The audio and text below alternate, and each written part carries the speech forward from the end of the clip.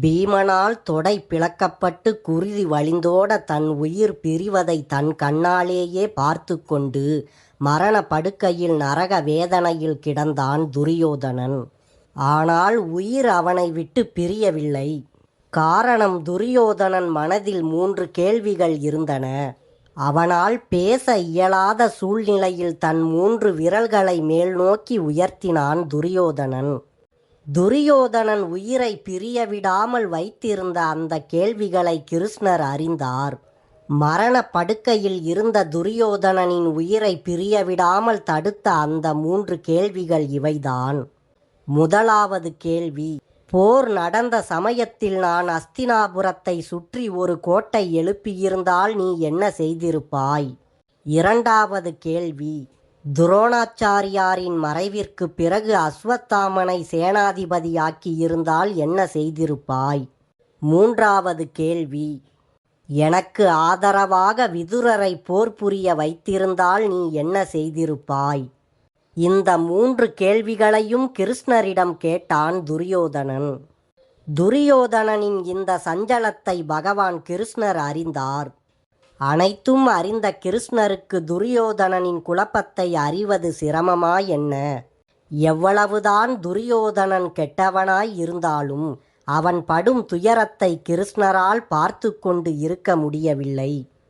எனவே அவனின் கேள்விகளுக்கு பதிலளிக்க முன்வந்தார் கிருஷ்ணர். துரியோதனனின் அருகில் வந்த கிருஷ்ணர் அவனை கருணையுடன் பார்த்து அவனின் கைகளை ஆதரவாய் பற்றி கொண்டார். பின் கிருஷ்ணர் துரியோதனனிடம், துரியோதனா, உனது கேள்விகளுக்கான பதில்கள் இதுதான் என்று கூறி பேசத் தொடங்கினார். முதலாவது கேள்விக்கான பதில், ஒருவேளை நீ அஸ்தினாபுரத்தை சுற்றி கோட்டை எழுப்பியிருந்தால் நான் நகுலனை அஸ்தினாபுரத்திற்கு அனுப்பியிருப்பேன். பாண்டவர்களில் ஒருவரான நகுலனை பற்றி நமக்கு அதிகம் தெரிவதில்லை. நகுலன் அளவிற்கு குதிரை ஓட்ட எவராலும் இயலாது.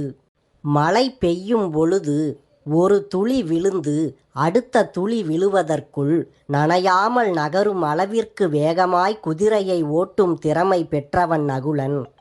அதனால் ஒருவேளை துரியோதனன் அஸ்தினாபுரத்தை சுற்றி கோட்டை எழுப்பியிருந்தால் நகுலனை அஸ்தினாபுரம் நோக்கி அனுப்பி அந்த கோட்டையை தகர்த்திருப்பேன் என்று கிருஷ்ணர் கூறினார்.